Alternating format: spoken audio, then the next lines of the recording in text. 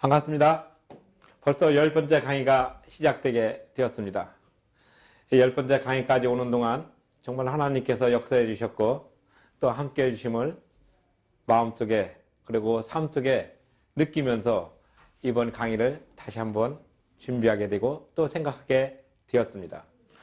지난 강의에서는 개혁법이란 무엇인가 주제를 가지고 말씀을 드렸습니다. 이제 개혁법에 대한 개념적인 이해가 갔으니 이번에는 개혁법의 보편성에 관해서 말씀을 드리겠습니다.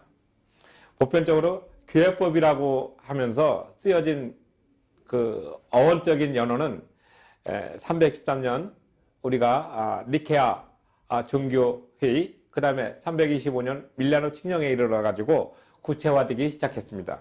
그 당시에는 규율 또는 법령집이라는 용어를 썼지만 이제 1140년 그라시오스가 그 교회법을 한 2500개 조문을 전체적으로 정리를 하면서 이제 교회법이 구체적으로 성문화가 되어갑니다.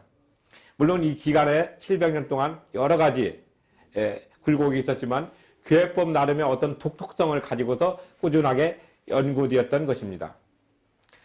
그리고 그런 것이 이제 트리엔트 공회를 통해서 또는 그 수많은 어떤 연구와 또 많은 신학적인 논의를 거쳐서 1917년에 개혁법 대전이 이제 1차적으로 만들어집니다.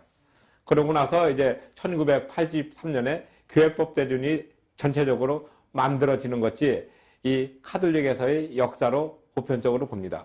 물론 1960년부터 1965년까지 제2차 공회를 통해서 치열한 내부적인 논쟁과 또 교황의 그 교시에 대한 여러 가지 의견도 있었지만 구체화된 법으로서 1983년도에 만들어집니다.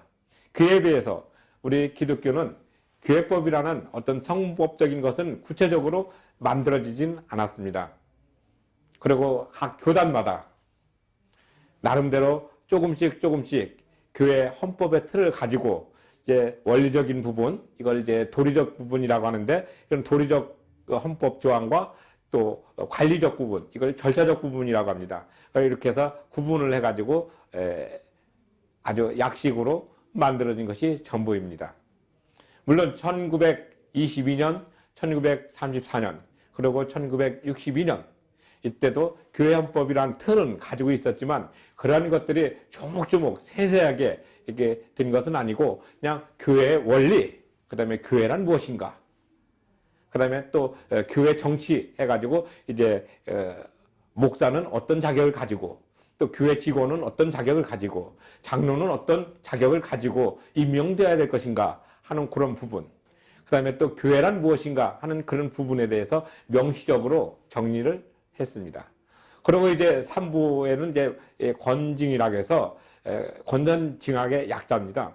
그래서 좋은 것은 자꾸 장려하고 좋지 않은 것은 조금 이렇게 자제시키는 그런 관점으로 이제 교회법이 이제 단순화된 모습으로 나타나게 되었습니다. 그러면은 먼저 우리가 교회라는 것은 무엇인가? 이제 교회에 대한 이해가 필요합니다. 교회는 두 가지로 나눠집니다. 하나는 가시적인 교회야. 그리고 비가시적인 교회로 나눠집니다. 가시적인 교회는 유형교회라고 얘기하고 비가시적인 교회는 무형교회라고 얘기합니다. 칼빈은 가견적 교회와 또 비가견적 교회 이렇게 구분합니다.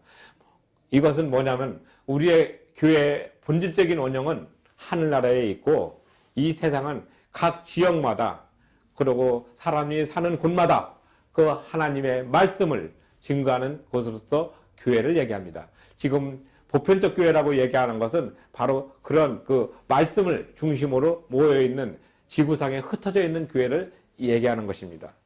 교회는 본질적으로 에클레시아라는 단어를 씁니다.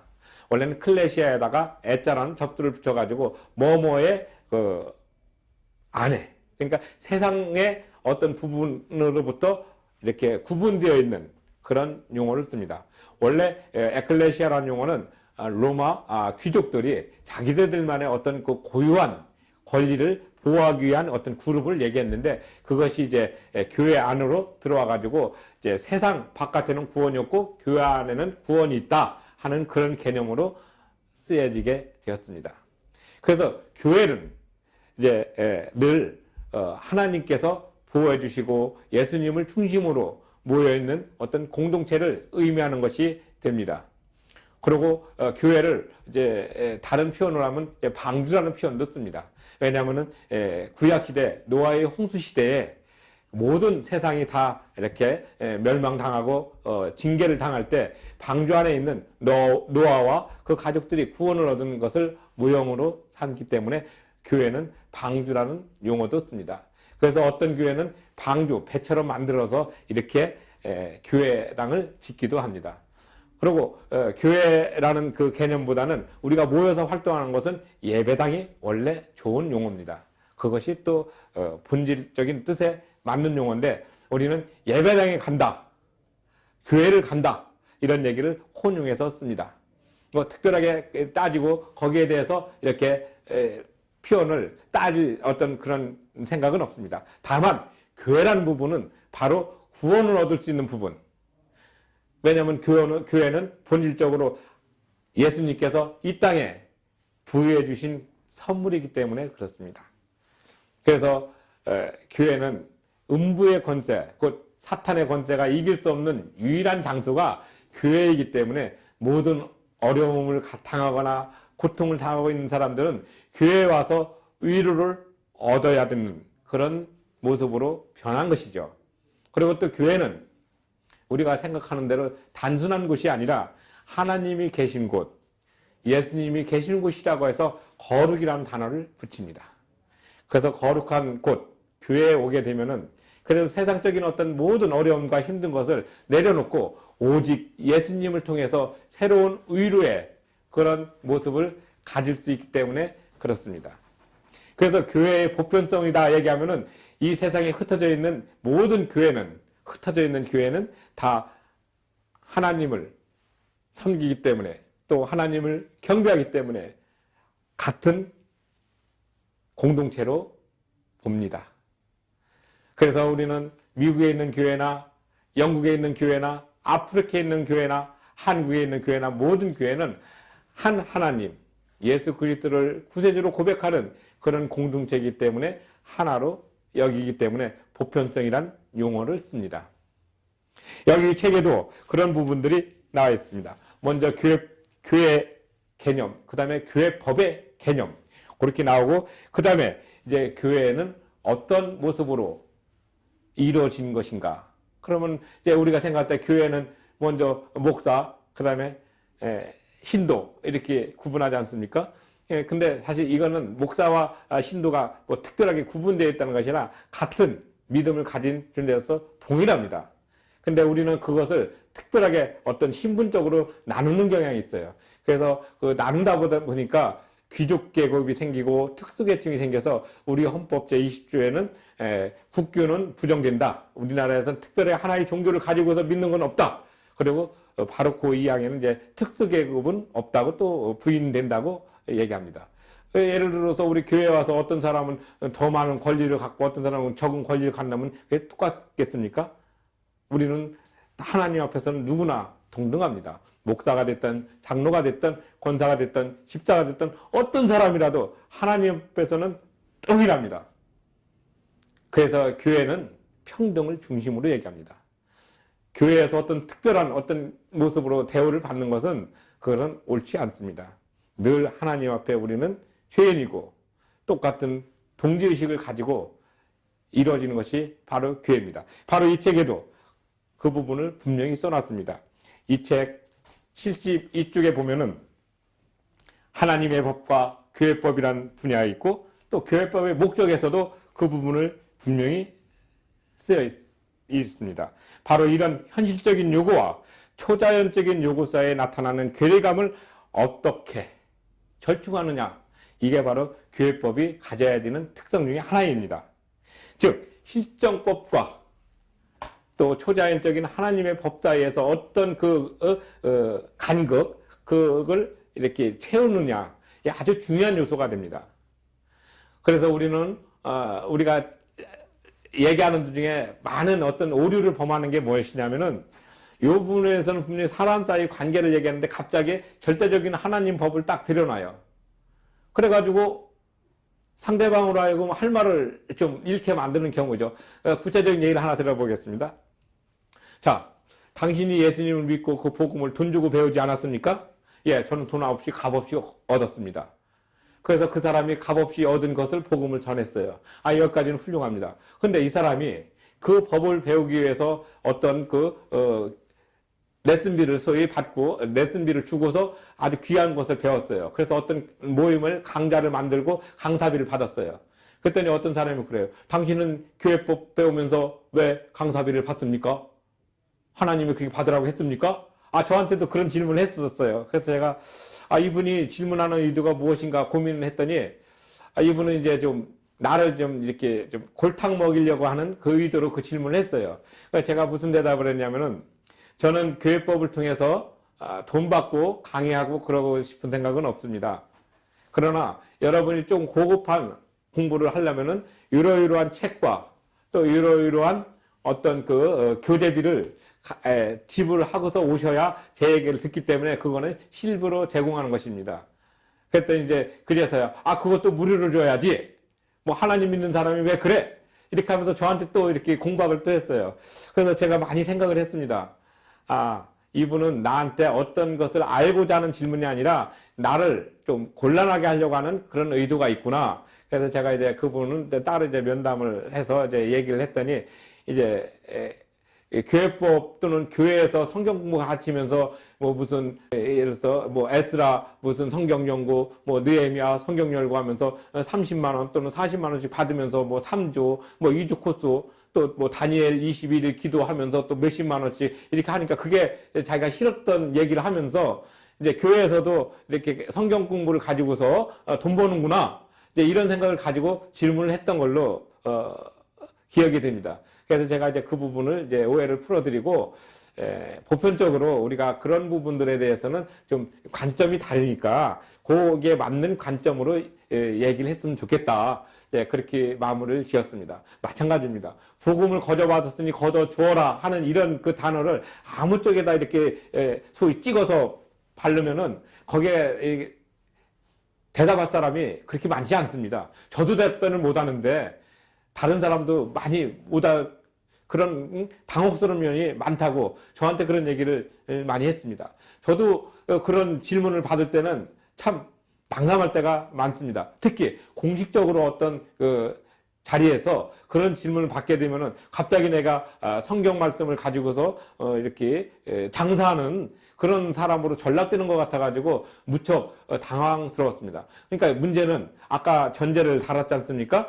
전제라는 것은 뭐냐? 어떤 전제에 있을 때 그 전제에 맞는 질문과 또 품격 있는 질문을 통해서 그 어떤 콘텐츠를 좀 이렇게 복스럽고 또 이렇게 풍부하게 만들 수 있는 그런 모습이 필요한데 요 전제는 요것이 맞는데 저쪽 전제를 가지고 이쪽으로 오는 그래가지고 사람을 이렇게 좀 곤란하게 하는 그런 것은 문화 시민으로서 조금 고쳐야 될 부분이 아닐까 생각을 합니다. 바로 이 교회에서 그런 부분들이 많이 일어납니다.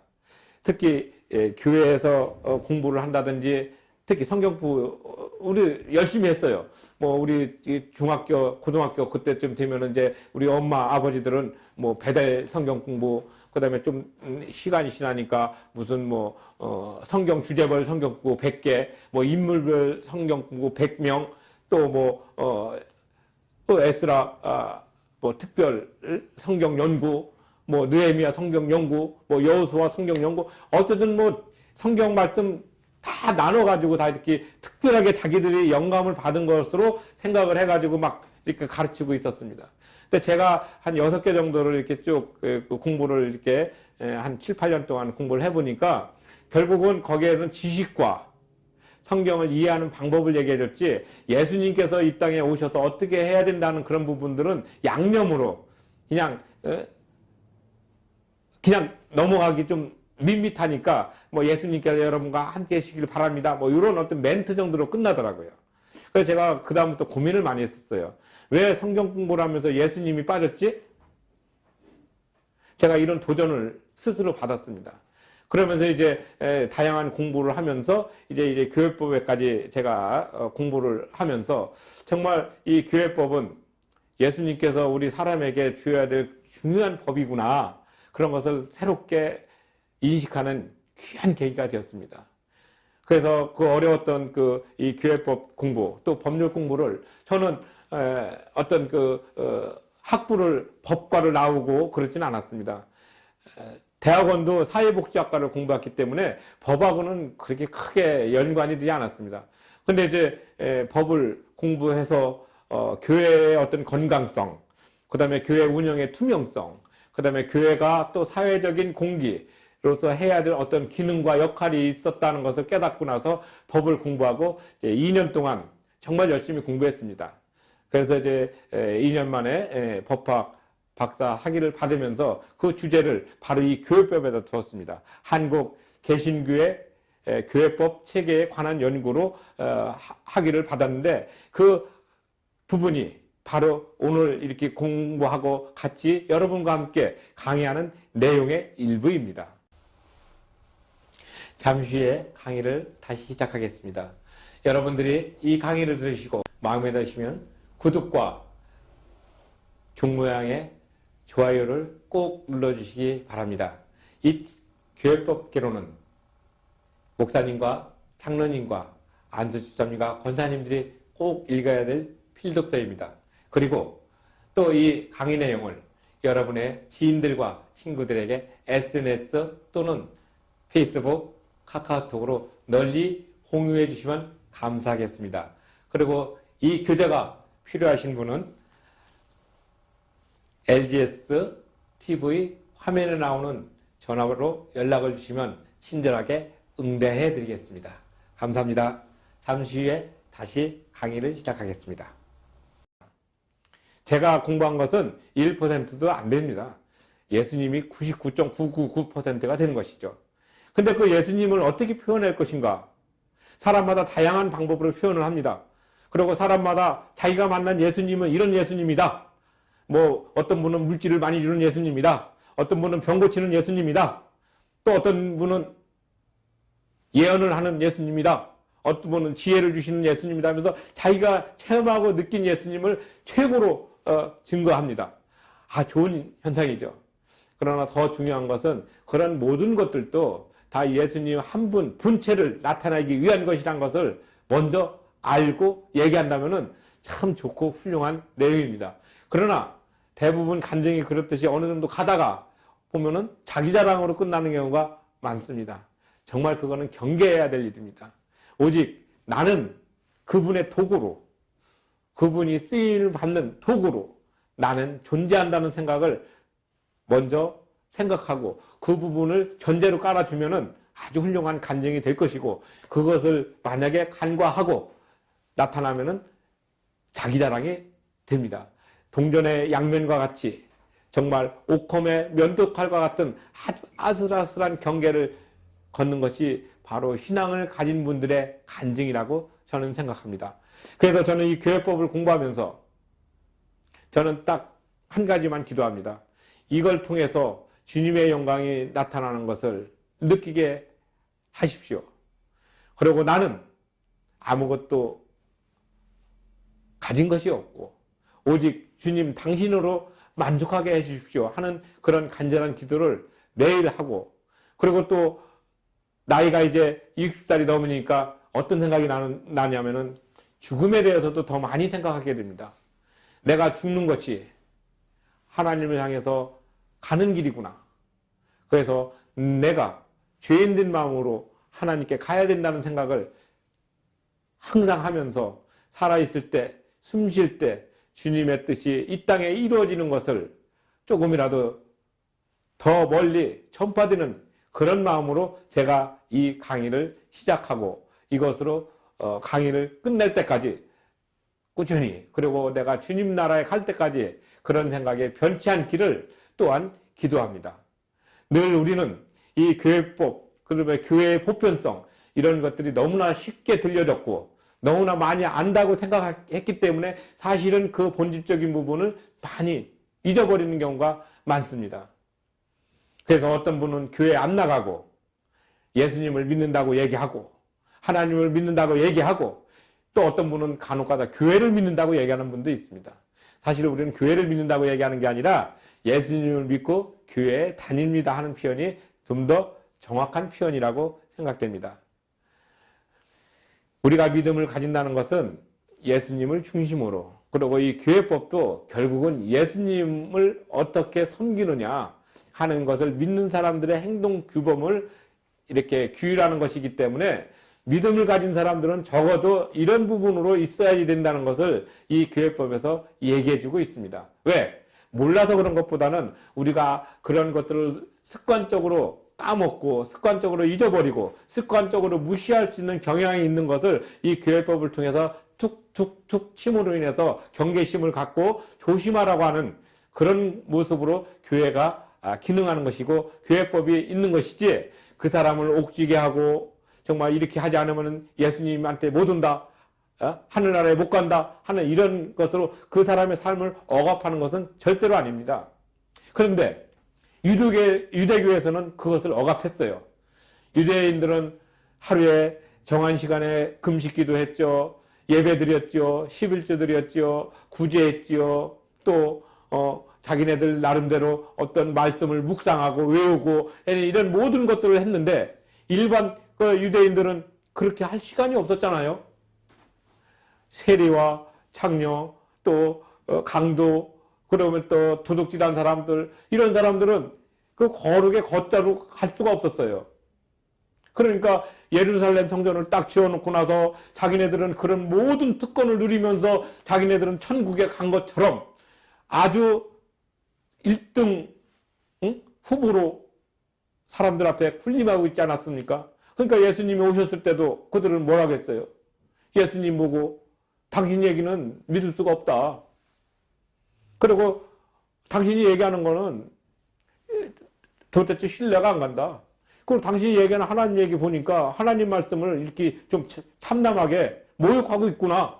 이렇게 바리새인들이 얘기를 하고, 그 예수님이 무슨 말씀을 하시게 되면은 어떻게 하든지 꼬투리 잡아가지고 예수님하고 척져가지고 예수님을 잡아 죽이기까지 하려고 미워하지 않았습니까? 결국은 예수님을 십자가에 죽였습니다. 왜? 자기네들의 그 어떤 전통과 이런 모든 것들을 가지고 지키려다 보니까 일반 그 복음에 대한 어떤 깊은 뜻을 다 사라지게 만든 거예요. 그래서 예수님이 처음에 우리 이 땅에 오셔서 말씀하셨던 산상수훈 뭐라고 하셨습니까?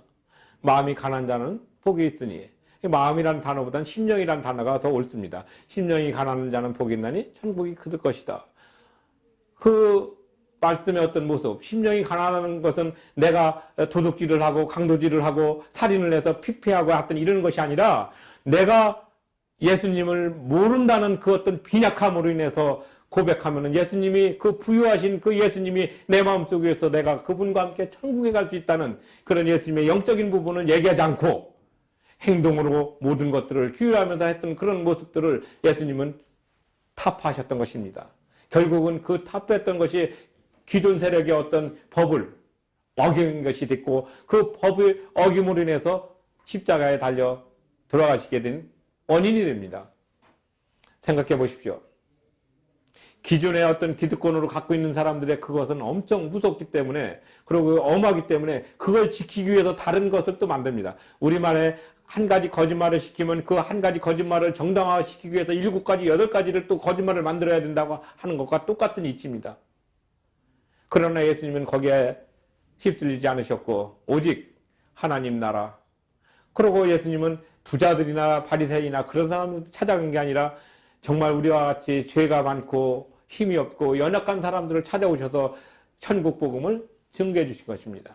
교회법도 궁극적으로는 천국 복음에 대한 어떤 그런 모습을 같이 어우러가는 데 있어서 상처받지 않고 또 괄세받지 않고 누구나 동등하게 갈 수 있는 그런 보편적인 개념을 가지고 있는 것입니다. 우리는 이런 관점으로 교회법을 바라보고 또 교회법의 보편적인 이해를 해야 됩니다. 이 책에도 그런 것이 나왔습니다. 공동의 질서를 갖는 것, 공공선이라는 표현을 썼는데, 우리가 지금 공공선이라 하면은 뭐 이렇게 믿는 사람이나 믿지 않는 사람이나 누구나 누리는 어떤 그런 걸로 생각하지만 실제적으로는 예수님 안에서 공동선은 다 똑같다는 의미를 여러분에게 강조하고 싶습니다. 이 책에서도 그런 것을 많이 강조하고 있습니다. 하나님의 법과 교회의 법, 그리고 하나님의 뜻과 교회가 생각하는 그 뜻이 무엇인가 같이 있습니다. 교회 안에서의 교회법이 또 우리에게 필요한 그런 부분들을 이 책에서는 분명히 쓰고 있습니다. 여기에서도 조금 학문적으로 쓴다면은 교회는 공동선을 이루려는 공동의 노력과 함께 법적으로 조직된 공동체로서 교회의 외적 질서뿐만 아니라 내적 질서까지도 함께 가지고 있다라고 얘기했습니다. 외적 질서라는 것은 우리의 삶, 우리의 도덕적인 것과 또 우리의 그 어떤 일반적인 생활의 패턴을 얘기하지만 내적 질서는 예수 그리스도를 중심으로 믿는 그러한 믿음의 고백을 의미합니다. 그래서 교회는 교회로서의 어떤 보편성이 있고 교회 법으로서의 보편성인데 이 둘은 나눠져 있는 것이 아니라 그 안에서 흡수되어 있습니다. 교회가 이 모든 것들을 가지고 있지만 그 안에서 활동하는 사람 한 사람의 모습들이 이 교회라는 전체적인 틀 안에서 있고 그 교회의 본체이신 예수 그리스도에게 향하고 있다는 사실을 분명히 인식해야 합니다.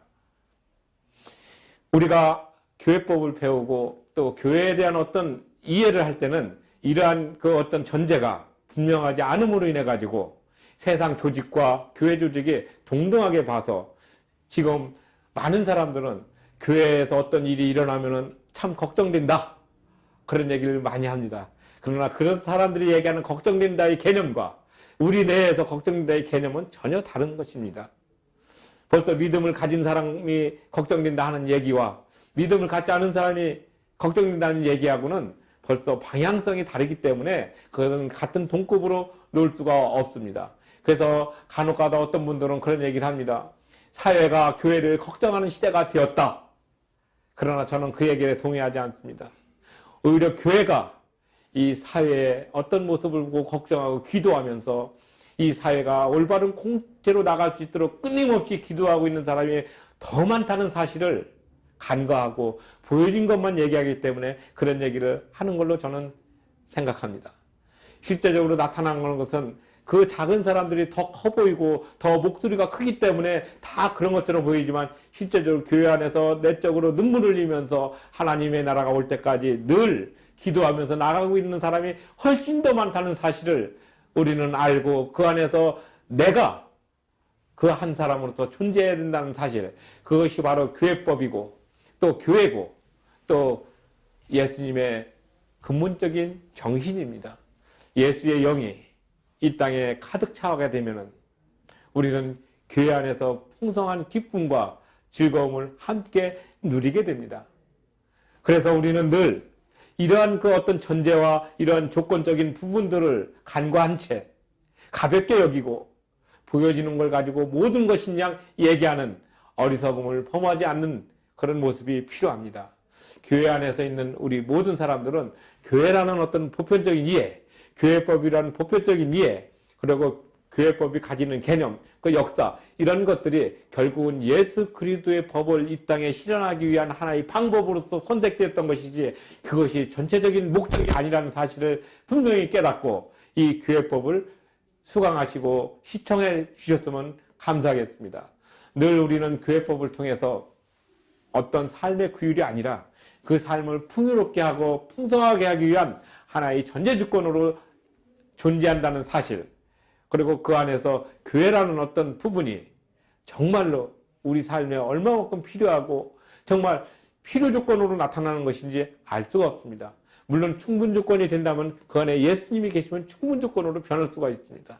우리는 필요한 것만 따서 얘기하는 경향이 있습니다. 그러나 그것은 충분하지 않습니다. 오직 예수님의 영, 예수님의 은혜, 예수님의 어떤 그 주권적인 역사가 그 안에 함께 있을 때 교회법이 풍성하게 우리 믿는 사람들의 삶을 변화시켜 줄 수 있으리라 저는 분명히 확신합니다.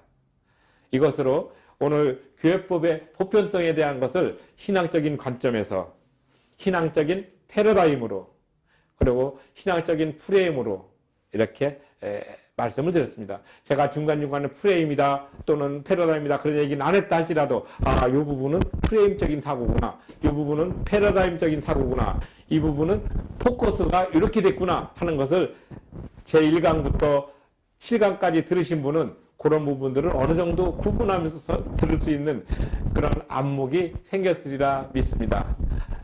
정말 LGS TV를 시청해 주신 우리 믿음의 성도들에게 깊은 감사와 고마움을 드리며 앞으로 교회법이 진행될수록 더욱더 풍성한 삶의 의욕을 그리고 우리가 함께 나누는 귀한 모습이 되기를 진심으로 기도합니다.